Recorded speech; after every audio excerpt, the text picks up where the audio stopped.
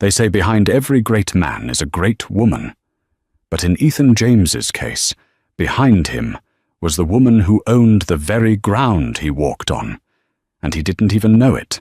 He thought he was the CEO, the tycoon, the genius.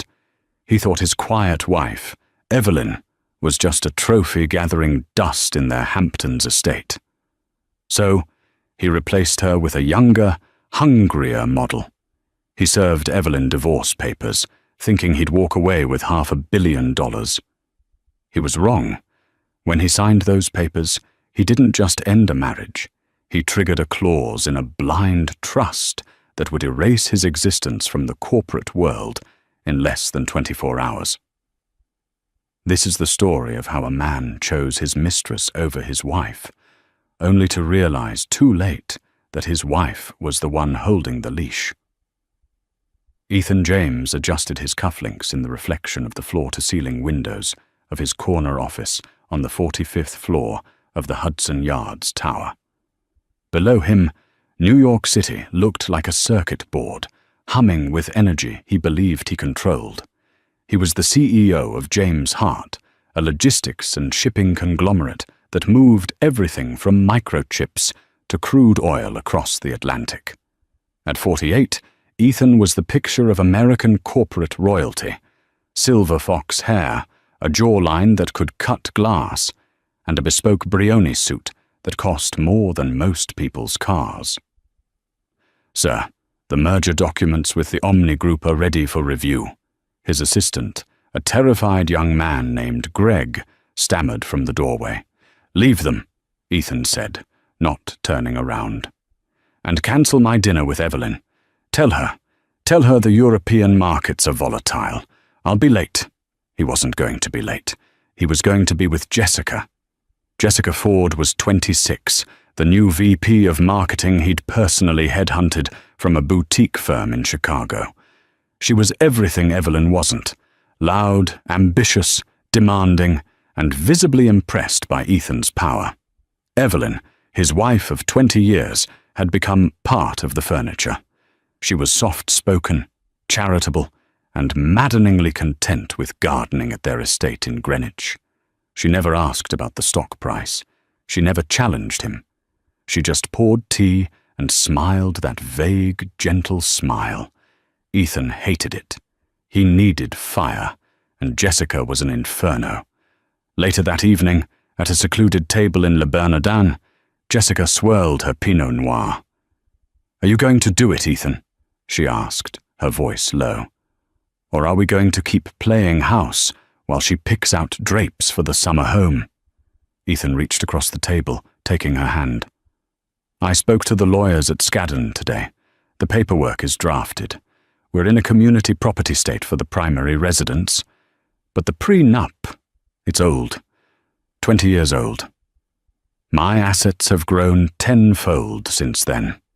I'll give her the Greenwich house, a generous alimony, and send her on her way. She won't fight. Evelyn doesn't have the stomach for a fight." "And the company?" Jessica pressed, her eyes gleaming. "The company is mine," Ethan scoffed, taking a sip of his wine. "I built James Hart. Evelyn's father might have given me the seed capital back in the 90s, but I turned it into an empire. She has no board seat, no voting rights. She's a ghost, Jess. Soon, you'll be the one on my arm at the Met Gala." He truly believed it. He believed that the power he wielded came from his own brilliance. He had forgotten the nuances of the past. He had forgotten that when he married Evelyn, her father, the reclusive industrialist Arthur Hart, had insisted on a very specific, very complex trust structure. Ethan had signed the documents without reading the fine print, too eager to get his hands on the initial investment. He checked his Rolex. "I have to go back, just for a few more weeks. I need to keep appearances until the Omni merger closes. Once the stock spikes, I file the papers." Jessica pouted, but kissed him. "Don't take too long, Ethan. I'm not a woman who waits." Ethan arrived home at the Greenwich estate at 11:30 p.m. The house was dark, save for a single lamp in the library. He walked in to find Evelyn sitting in a leather armchair, a book in her lap. She was wearing a simple silk robe, her face scrubbed clean of makeup. She looked older than Jessica, yes, but there was an elegance to her that Ethan had grown too blind to see. "You're late," she said softly. "Europe," Ethan lied smoothly, pouring himself a scotch. "The Omni deal is complicated. You wouldn't understand." Evelyn closed her book. It wasn't a novel. It was a bound report on maritime shipping regulations in the South China Sea. Ethan didn't notice. "I understand more than you think, Ethan," she said. "Did you eat?" "I grabbed something at the office." Another lie. He smelled of Le Bernardin's signature truffle sauce and Jessica's heavy Chanel perfume. "Ethan," Evelyn said, standing up. She was small, but she held herself with a peculiar stillness. "Is there something you want to tell me? You've been distant." Ethan looked at her, feeling a surge of pity mixed with contempt. She was so pathetic, he thought, so desperate to hold on to him. "I'm just tired, Evie," he sighed. "Go to bed. I have calls to make." He watched her walk up the grand staircase. He felt like a shark watching a seal. He had no idea that the seal was actually a leviathan, currently dormant, waiting for the water to be disturbed. The next morning, Ethan made a call to his private wealth manager at J.P. Morgan. "Move $2 million into the discrete account in the Caymans," Ethan ordered. "I want to buy a diamond, a big one, canary yellow." "For Mrs. Sinclair?" the banker asked. "No," Ethan said, a cruel smirk playing on his lips. "For the future Mrs. Sinclair." 3 weeks later, the Omni merger was finalized. James Hart's stock jumped 18% overnight. Ethan was personally worth $80 million more at 9:00 a.m. than he had been at 8:00 a.m. He was invincible. He decided to do it on a Friday. He wanted the weekend to move Jessica into the penthouse while Evelyn packed her bags in Greenwich. He instructed his driver to take him home early. When he arrived, the house was unusually active. Staff were moving about, polishing silver. Evelyn was in the conservatory, arranging white lilies. "Ethan?" she asked, surprised, wiping her hands on an apron. "You're home early. Is everything okay?" Ethan walked into the room, flanked by 2 men in dark suits. One was his personal attorney, a shark named Silas Vane. "Sit down, Evelyn," Ethan said. His voice was devoid of warmth. Evelyn looked at the men, then at Ethan. She untied her apron and sat on the edge of a wicker sofa. She didn't tremble. She didn't cry. She just folded her hands in her lap. "Who are these men?" she asked calmly. "This is Silas Vane. He represents me," Ethan said. He pulled a thick envelope from his inner jacket pocket and tossed it onto the glass coffee table. It landed with a heavy thud. "I'm leaving you, Evelyn." The silence in the conservatory was deafening. A clock ticked on the wall. Outside, a gardener was mowing the lawn. "I see," Evelyn said. Her voice didn't crack. "Is it Jessica?" Ethan blinked. He hadn't realized she knew the name. "It doesn't matter who it is. What matters is that this marriage is over. We've grown apart. I need a partner who understands my world, Evelyn. Someone who can stand beside me at the top, not someone who hides in the garden." "I see," she repeated. "And the terms?" Silas Vane stepped forward. "Mr. Sinclair is being incredibly generous. You keep this house. You keep your jewelry. You will receive a lump sum of $5 million and a monthly stipend of $50,000 for the next 10 years. In exchange, you waive all claims to James Hart and its subsidiaries." Ethan puffed out his chest. "It's more than you'll ever need, Evie. You've never worked a day in your life. I've taken care of everything." Now I'm setting you free." Evelyn reached for the envelope. She opened it slowly, her eyes scanning the legal jargon. "And if I don't sign?" she asked, not looking up. Ethan laughed, a harsh, barking sound. "Then we go to court, and I will crush you, Evie. I have the best lawyers in New York. I'll drag out the proceedings until you're bankrupt. I'll expose your father's old debts. I'll make sure you end up in a one-bedroom apartment in Queens. Don't make this ugly. Just sign." Evelyn looked up then. Her eyes were a striking shade of grey, usually soft, but now they looked like polished steel. "You really believe that, don't you?" she whispered. "You believe you built this?" "I did build this," Ethan shouted, his patience snapping. "I took a failing shipping company and turned it into a global titan. Me, while you arranged flowers." Evelyn stood up. She walked over to a small antique desk in the corner of the room, picked up a pen, and returned to the table. "You want a divorce, Ethan?" she asked. "Yes." "You want full control of the company?" "It's already mine, but yes, I want it on paper." "And you want to marry Jessica Ford?" Ethan flinched. "Yes." Evelyn uncapped the pen. "Very well." She signed the document with a flourish. Evelyn Hart Sinclair. She closed the folder and pushed it back toward Silas Vane. "Done," she said. Ethan felt a wave of relief wash over him, followed immediately by a surge of adrenaline. He had won. It was easier than he thought. "Good," Ethan said, straightening his tie. "You have until Monday to vacate the premises. I'll have the movers here at 8 a.m. "Actually," Evelyn said, checking her watch, "you should probably read the addendum on page 40, the one referencing the Hart Family Blind Trust and the primary shareholder clause." "Legal mumbo-jumbo," Ethan waved his hand. "Come on, Silas. We have a celebration dinner to get to." Ethan turned on his heel and marched out of the conservatory, feeling like a god. He didn't see Evelyn pick up her phone as soon as he left the room. She dialed a number. "Arthur," she said into the receiver. "It's done." He signed the separation agreement. He officially declared intent to dissolve the marriage.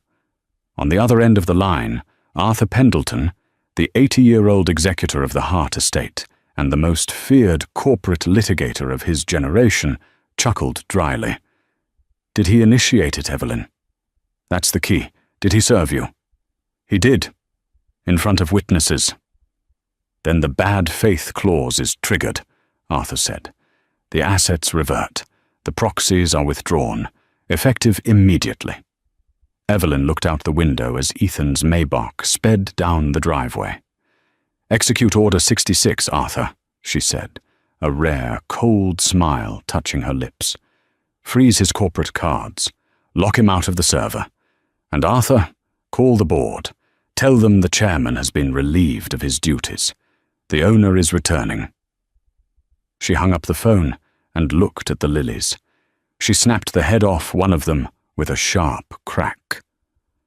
"I hope you enjoy the celebration, Ethan," she whispered to the empty room. "It's going to be your last."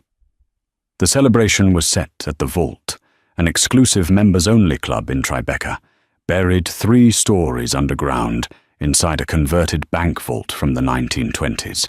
The air smelled of aged leather, Cuban tobacco, and money.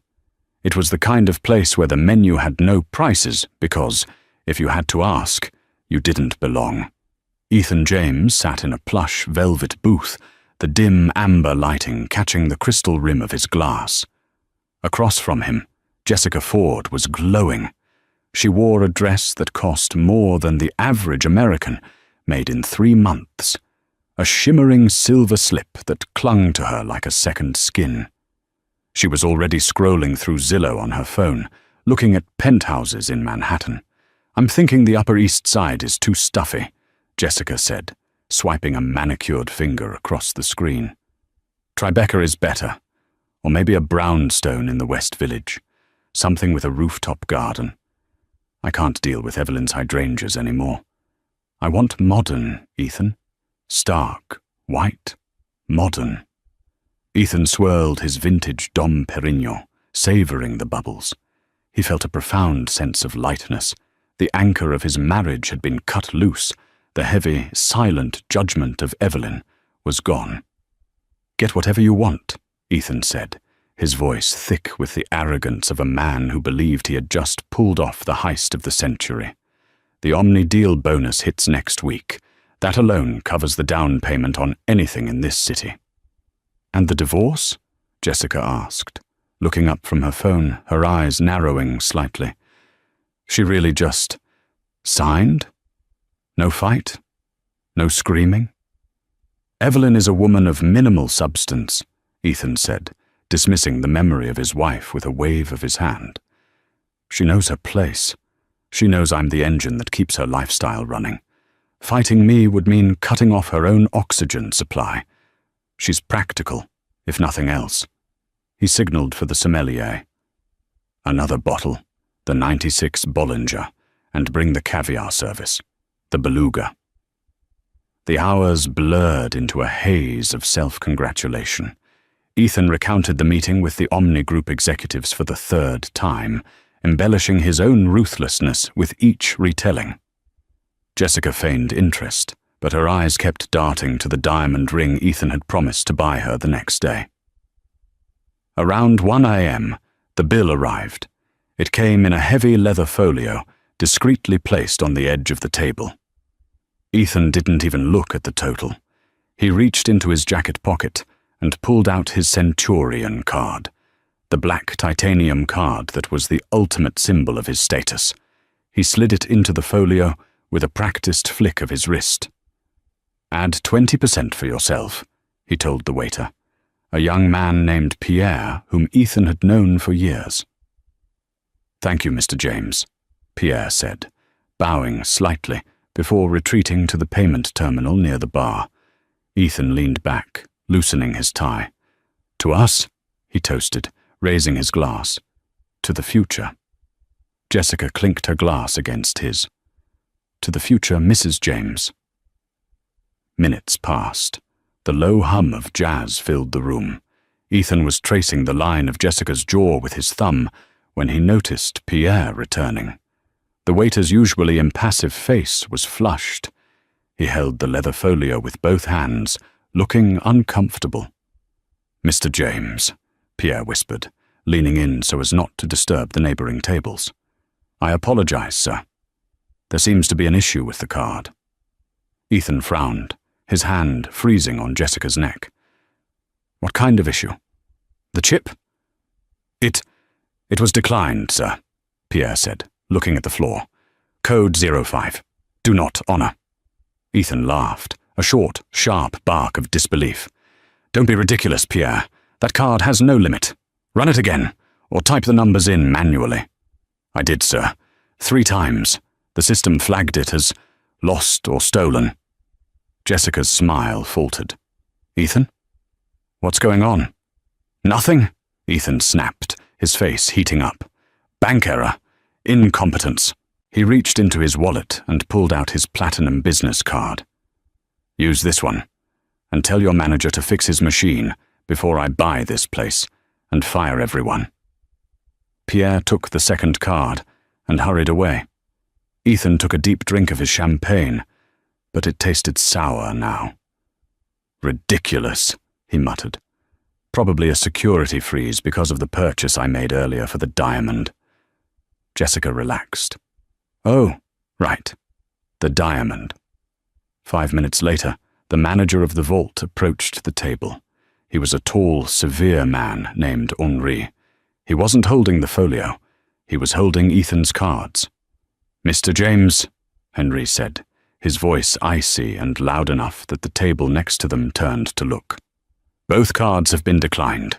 We also attempted your personal debit card on file. Insufficient funds." The silence that fell over the table was heavy, suffocating. "That is impossible," Ethan hissed, standing up. He towered over the manager, using his height to intimidate. "I have over $4 million in liquid cash in that checking account alone. Run it again." "I cannot, sir," Henry said, his face impassive. "The terminal says, 'Refer to issuer. Confiscate card.' I am afraid I cannot return these to you." "You're stealing my cards?" Ethan roared. The jazz band seemed to stop playing. Every eye in the club was on him. "Ethan, sit down," Jessica hissed, grabbing his arm, her nails dug into his suit jacket. "Everyone is staring." Ethan ripped his arm away. He pulled out his phone. "I'll clear this up right now. I'm calling J.P. Morgan." He dialed his private banker's personal cell number. It rang once. Then, a mechanical voice he had never heard before spoke. "The number you have dialed is no longer in service." He frowned and dialed the main concierge line for high-net-worth clients. "Welcome to J.P. Morgan. Please enter your account number." Ethan punched in the digits he had memorized for a decade. "We are sorry. That account number is not recognized. If you are a new customer, please press 1. His hands began to tremble. A cold bead of sweat trickled down his spine. This wasn't a glitch. A glitch was a double charge. A glitch was a frozen screen. This was erasure. He looked up at Henry, who was waiting with his arms crossed. He looked at Jessica, whose expression had shifted from confusion to a look Ethan recognized from his own boardroom, calculating risk. "Do you have a card, Jessica?" Ethan asked, his voice sounding hollow to his own ears. Jessica blinked. "Me?" "Ethan, this bill is $6,000. My limit is $500. The humiliation was a physical blow. It felt like a punch to the gut. Ethan James, the king of glass, the titan of logistics, had to leave his watch, a Patek Philippe Nautilus worth $80,000, as collateral to cover a dinner check. He walked out of the vault into the cool night air of Tribeca, Jessica trailing a few feet behind him. The text messages started coming in then. Ping. Amex fraud alert. Corporate card terminated by administrator. Ping. James Hart. IT security. Remote access to device. Ethan's iPhone revoked. Data wipe initiating in 30 seconds. "Ethan," Jessica said, her voice sharp. "What the hell is happening? Why did my company email just bounce back?" Ethan stared at his phone as the screen went black. A white loading bar appeared. Erasing. He looked up at the streetlights, his mind racing, trying to find the logic, the enemy. And then, the memory of the morning rushed back to him. The conservatory, the white lilies, the document he hadn't read, the primary shareholder clause. "Evelyn," he whispered. The weekend was a purgatory of silence. Ethan's phone was a brick. His laptop was locked out.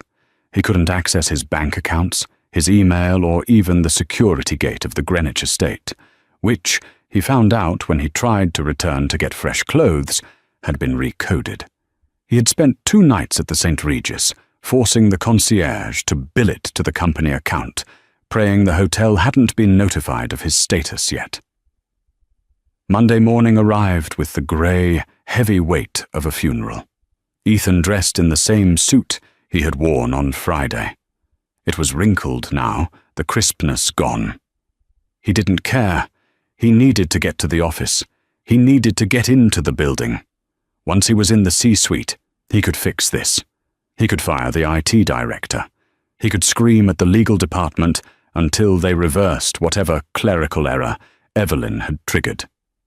He took a taxi to Hudson Yards. He didn't have the cash for a private car. The glass tower of James Hart pierced the sky, a monument to his ego. He marched toward the revolving doors, his chin high, trying to project the power he no longer felt. He approached the security turnstiles. Usually, he didn't even have to scan. The guards would see him coming and buzz him through. Today, the head of security, a man named Miller, was standing in front of the gate. Miller was a former Marine, a man Ethan had hired personally. "Good morning, Miller," Ethan said, not breaking stride. Miller stepped into his path. He didn't smile. He didn't salute. "I can't let you up, Mr. James," Ethan stopped, stunned. "Excuse me? Do you know who I am?" "I do, sir," Miller said, his voice flat. "But your credentials have been revoked. I have orders to bar you from the premises." "Orders?" Ethan laughed, a manic edge creeping into his voice. "I give the orders. I am the CEO. I am the chairman of the board. Now move aside before I have you thrown out on the street." People were stopping to watch. Employees were whispering, holding their coffee cups, staring at the spectacle of their leader being denied entry like a fired intern. "Sir, please don't make a scene," Miller said quietly. "If you try to bypass the turnstile, I will have to detain you." Ethan's face turned purple. "Call legal. Call Silas Vane. Get him down here now." "Mr. Vane is upstairs," Miller said. "He is in the boardroom.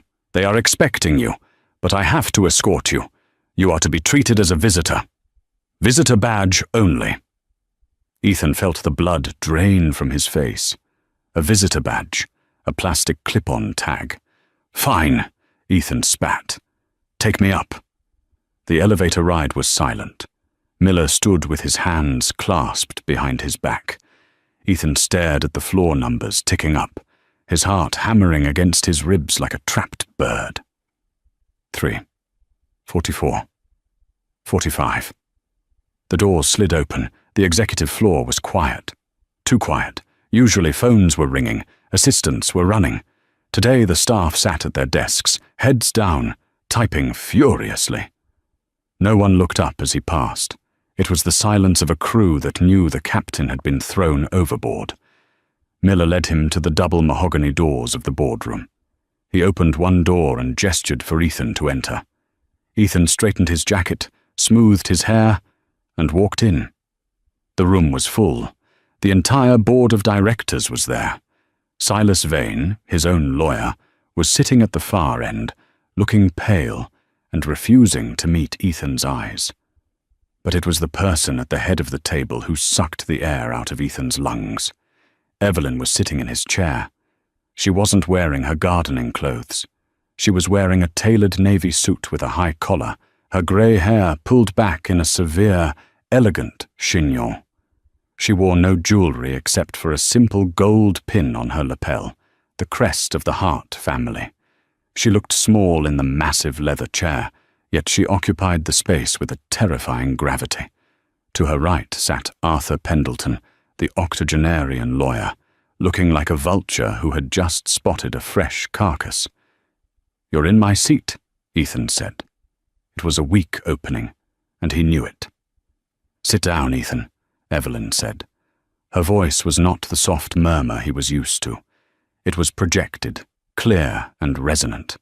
It was the voice of a woman who had been listening to quarterly earnings calls for 20 years while pouring tea. Ethan remained standing. "What is this, Evelyn? Some kind of joke? Freezing my accounts? Locking me out? You're going to jail for corporate sabotage." "Read the bylaws, Ethan," Arthur Pendleton croaked, tapping a thick, leather-bound book on the table. "Specifically the Hart Family Trust, Section 4, Paragraph 2.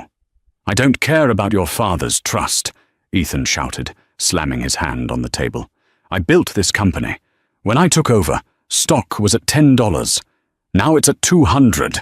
I did that." "Me." "You managed the company, Ethan," Evelyn corrected him gently. "You didn't build it. My father built it. My grandfather built it. You were a steward." She picked up a single sheet of paper. "When you married me," she continued, her eyes locking onto his, "my father was concerned about your ambition. He admired it, but he didn't trust it. So he structured the shares differently. You were given Class B operational shares. They hold voting rights only as long as you are a member of the family in good standing." The room was deadly silent. Ethan looked at Silas Vane. "Is this true?" Silas nodded miserably. "I checked the original incorporation papers this morning, Ethan. I never looked at the 98 amendment because you told me you owned 51% outright." "I do." "No, Evelyn said. You own 51% of the Class B stock, but the Class A preferred stock, the stock that holds veto power, the stock that controls the board, the stock that actually owns the assets, is held by the Hart Trust. She leaned forward. And the trust has a trigger clause. In the event of a filed separation initiated by the non-blood spouse against the blood heir, all Class B shares revert to the trust immediately upon signature. Ethan felt his knees give way. He slumped into the nearest chair. You signed the divorce papers, Ethan, Evelyn said, her voice devoid of pity. You initiated the separation. In doing so, you effectively resigned. You don't own 51% of this company. You don't own 1%. You don't even own the chair you're sitting in. Ethan looked around the room. The board members, men and women he had golfed with, dined with, enriched, were all looking at Evelyn. They knew where the power lay. They were survivors. But the merger, Ethan stammered. The Omni deal. I'm the only one who understands the logistics. Actually, Evelyn said, glancing at a file in front of her. I've been reviewing the Omni deal. It's sloppy. You're over-leveraging our European distribution network to pay for short-term stock gains. It's a vanity project. I'm cancelling it. You can't, Ethan screamed. The market will crash. The market respects stability, Arthur Pendleton interjected. And Mrs. Hart Sinclair has just been appointed interim CEO by a unanimous vote of the Class A shareholders, which is to say herself. Evelyn stood up. She walked around the table until she was standing next to Ethan. He smelled the faint scent of lilies and steel. You wanted a partner who understood your world, Ethan, she said softly, echoing his words from the conservatory. I understood it better than you ever did. I let you play king because it made you happy, but you broke the one rule my father gave you. Never bet against the house. She turned to Miller, who was standing by the door. Please escort Mr. James out of the building. He has personal effects in his office. A few photos, a golf trophy. Let him take a box. But check it before he leaves. No laptops, no files.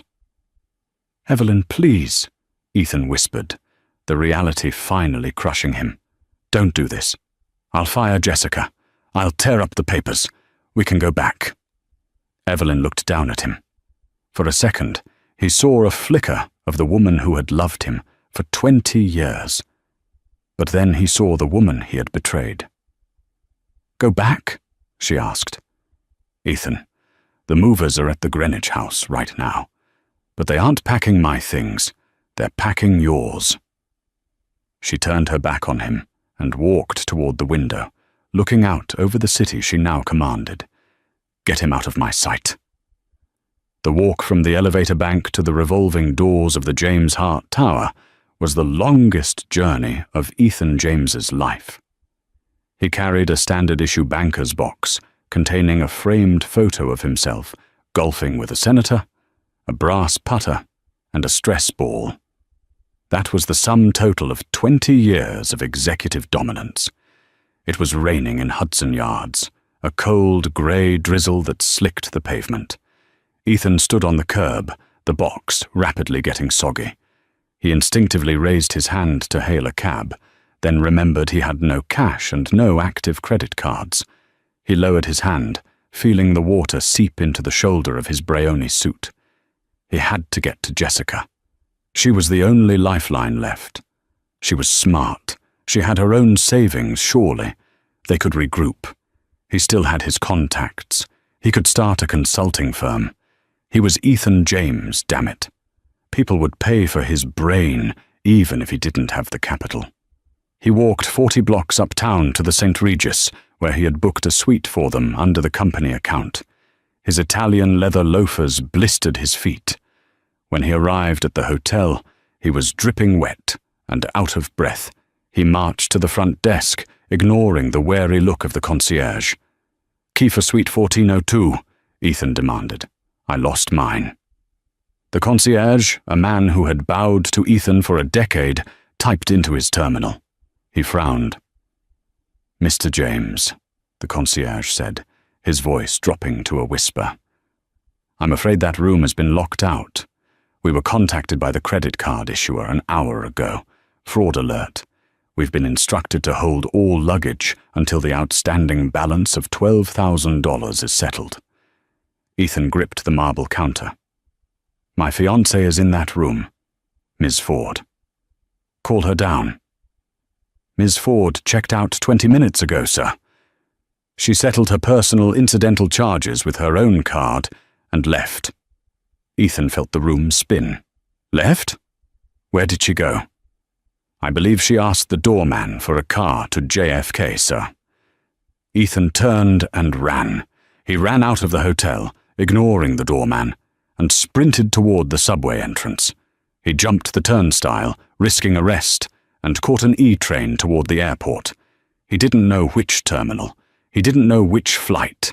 He just knew he had to stop her. He didn't make it to JFK. He made it to the platform at 53rd and Lexington before the adrenaline crashed. He sat on a grime-encrusted bench, surrounded by the screech of metal wheels and the smell of stale ozone. He borrowed a phone from a teenager by offering him his gold cufflinks. The kid looked at the cufflinks, bit one to check the metal, and handed over a cracked iPhone. Ethan dialed Jessica's number. It rang. Once. Twice. "Hello?" Her voice was crisp, composed, background noise of an airport announcement. "Jessica!" Ethan gasped. "It's me. Where are you? The hotel said you left." "Ethan?" She sighed, the sound of a woman who had just realized she stepped in something unpleasant. "I'm going back to Chicago. My old firm offered to take me back if I start Monday." "Chicago?" "Baby, listen to me. It's a misunderstanding. Evelyn pulled a legal stunt. I'm going to fix it. I just need a few days. Don't leave me. We're a team." There was a pause on the line. A long, cold silence. "A team?" Jessica laughed, a dry, humorless sound. "Ethan, look at yourself. You're 50 years old. You're broke. You're blacklisted.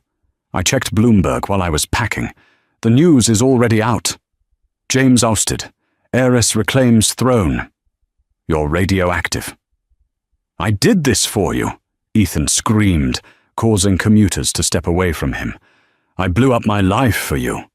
"You blew up your life because you're a narcissist, Ethan," Jessica said calmly. "I was just the excuse.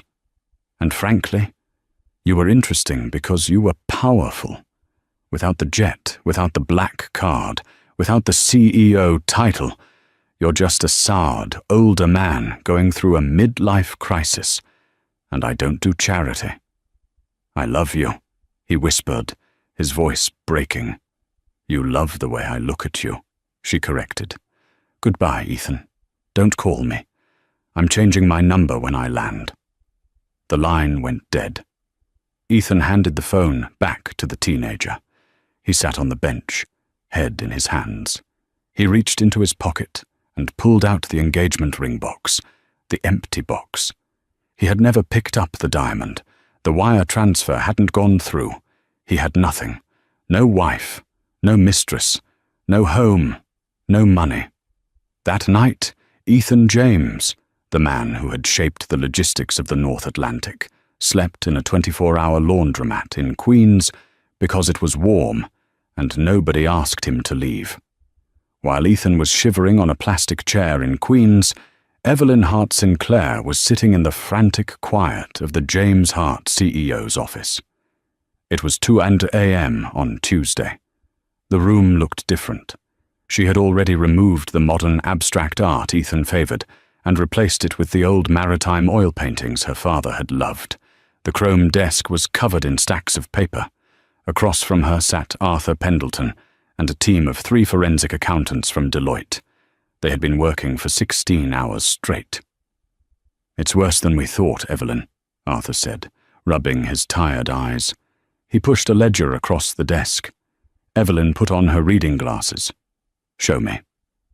He wasn't just spending his salary, the lead accountant, a sharp woman named Sarah, explained. He was funneling operational capital into shell vendors. Look here, J-Force marketing consultants. They've been billing us $50,000 a month for brand strategy for the last 2 years. Who owns J-Force? Evelyn asked, though she already suspected the answer. Registered agent is Jessica Ford, Sarah said. The payments were approved by Ethan personally, bypassing the CFO. Evelyn felt a flash of anger, hot and sharp, but she pushed it down. This wasn't the time for emotion. This was business. That's embezzlement, Evelyn said softly. That's criminal. It is, Arthur nodded. We can file charges. The district attorney would drool over this. CEO looting company coffers to fund MISTRESS. It's a tabloid dream. Evelyn stood up and walked to the window. The city lights were a blur of gold and white. She thought about Ethan. She thought about the 20 years they had spent together. The way he used to look at her before the money rotted him from the inside out. She turned back to the room. No. Arthur blinked. No. Evelyn, he stole over $1 million. If we file criminal charges, the stock tanks, Evelyn said, her voice steady. The headlines will be about corruption, instability, scandal. Our partners in Europe will get nervous. The Omni Group, who we need to let down gently, will use it to sue us for breach of contract. She tapped her finger on the desk. We handle this the hard way, quietly, lethally. So he walks away scot-free? Sarah asked, outraged. Oh, he won't be free, Evelyn said, a dark smile touching her lips.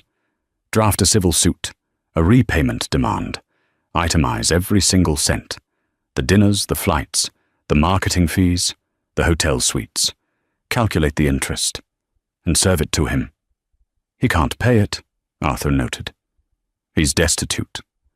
I know, Evelyn said, which means he will be in debt to the estate for the rest of his life. Any job he gets, we garnish his wages. Any asset he acquires, we place a lien on it. He won't go to prison, Arthur. Prison is too easy. He'll live in the open world, but he'll be a prisoner of his own debt. He will never own anything again. 3 days later, Ethan found a cheap lawyer, a guy named Saul who operated out of a strip mall in Jersey City and smelled of menthol cigarettes. You're screwed, buddy, Saul said, tossing the file onto his cluttered desk. Ethan sat in the squeaky chair, wearing a tracksuit he had bought at a thrift store. There has to be a loophole. The prenup. The prenup is ironclad, Saul said. But that's not your problem. The problem is this. He held up the civil demand letter Evelyn's team had sent to Ethan's last known email address. They want $1.4 million back, Saul whistled. Embezzlement, breach of fiduciary duty.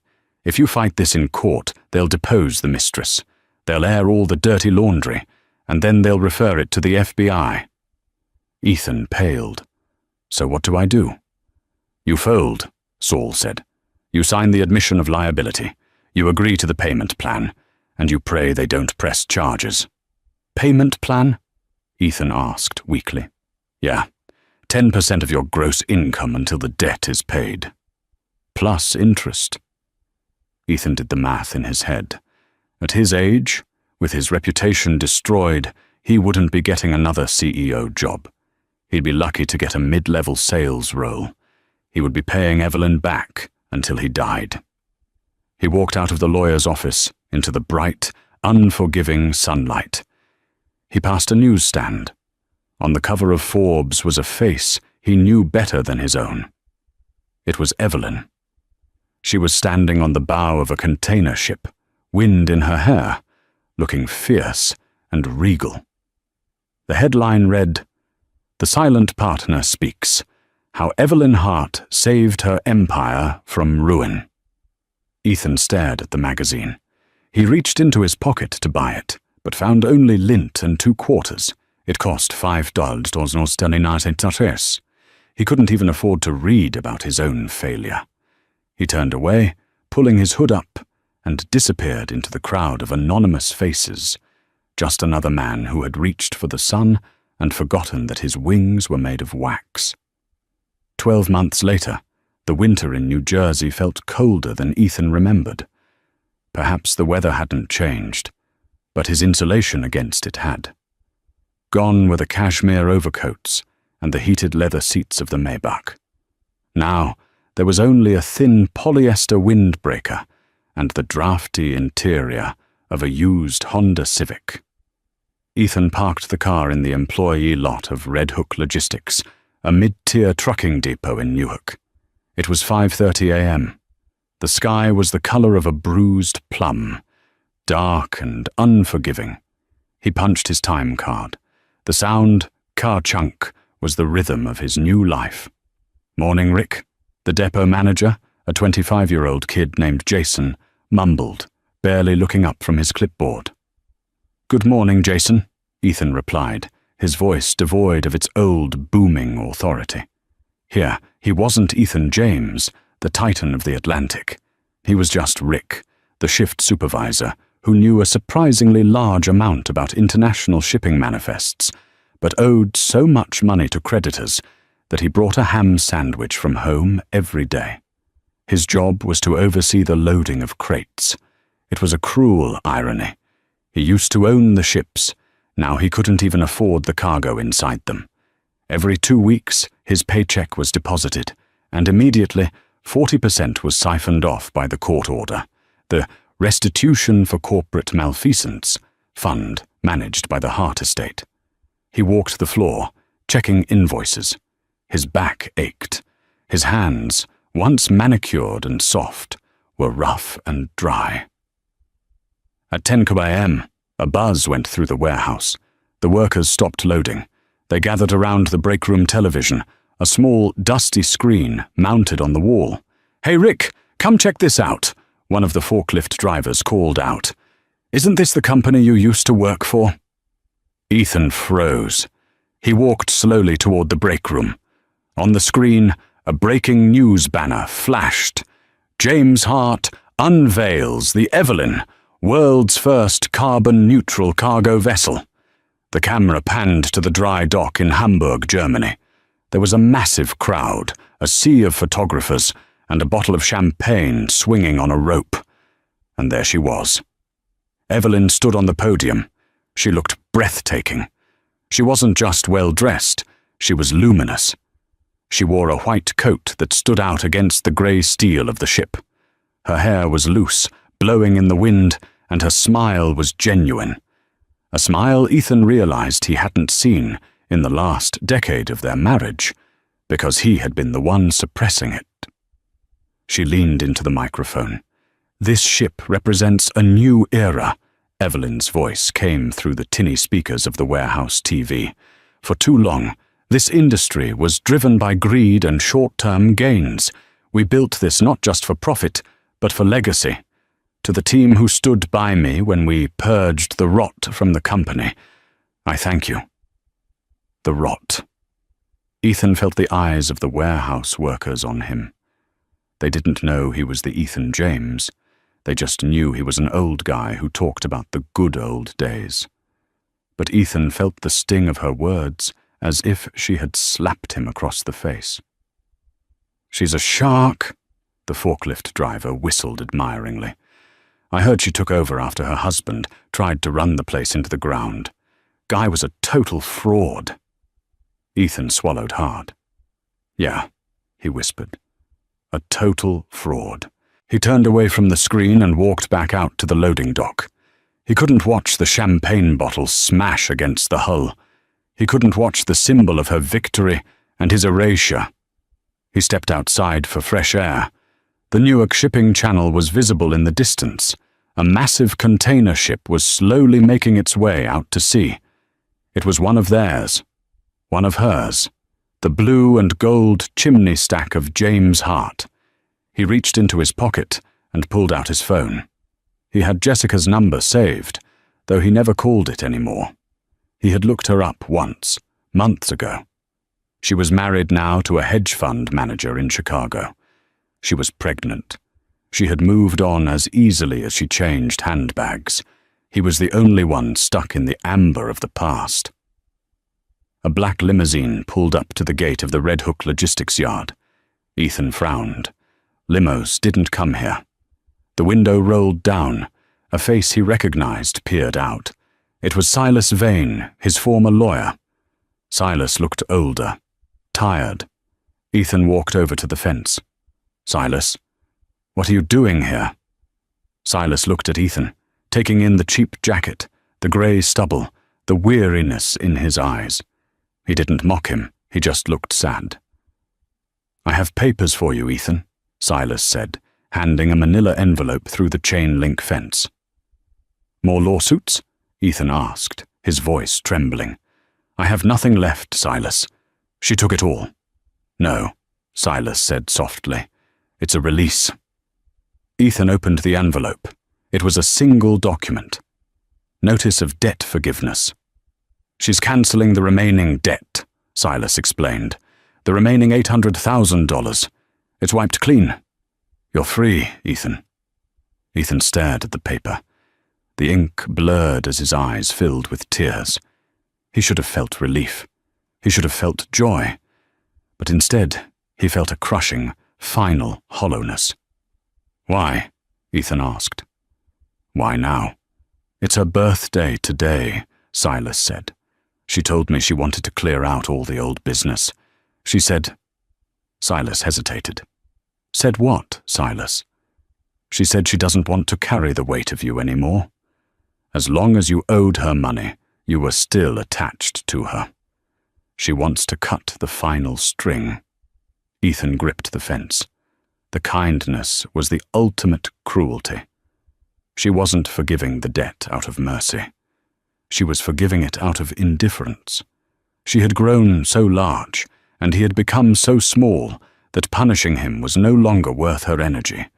He wasn't an enemy anymore. He was a nuisance to be filed away. "Tell her," Ethan started, then stopped. What could he tell her? "I'm sorry. It was too little. I love you. It was too late. I was wrong?" She already knew. "Tell her nothing," Ethan said, looking down at his worn-out shoes. Silas nodded, rolled up the window, and the limousine drove away, kicking up dust that settled on Ethan's jacket. Ethan stood there for a long time. The wind bit through his clothes. He looked at the document in his hand. His freedom. He was free to go, free to start over at 51, free to be nobody. He folded the paper and put it in his pocket. "Hey, Rick!" Jason shouted from the bay door. "Break's over. Truck on Bay 4 needs signing." Ethan looked at the horizon, where the James Hart ship was just a speck against the grey sky. He straightened his back, wiped his face with his sleeve, and turned around. "Coming!" he called back. He walked back into the warehouse, into the noise and the dust, leaving the ghost of Ethan James outside in the cold, finally dead, while the man named Rick went back to work. In the end, Ethan James learned the hardest lesson of all. True power is never loud. He mistook his wife's silence for weakness and her patience for submission, failing to realize that while he was playing the role of the king, she was the one who owned the kingdom. He chased the illusion of youth and excitement, only to find himself discarded by the very world he thought he controlled. Evelyn didn't just win, she transcended him. She showed that dignity and intelligence are the ultimate weapons against arrogance. Ethan walked away with his freedom, but he left behind his legacy, proving that you should never bite the hand that feeds you, especially when that hand holds the pen to the trust fund. This story is a brutal reminder that the grass isn't always greener. Sometimes it's artificial turf waiting to be ripped out from under you. What do you think? Did Evelyn let him off too easy by forgiving the debt, or was cutting him off completely the ultimate revenge? Let me know your thoughts in the comments below. If you enjoyed this story of karma and justice, please hit that like button, share this video with someone who needs to hear it, and don't forget to subscribe and turn on the notification bell so you never miss a new story. Thanks for watching, and I'll see you in the next one.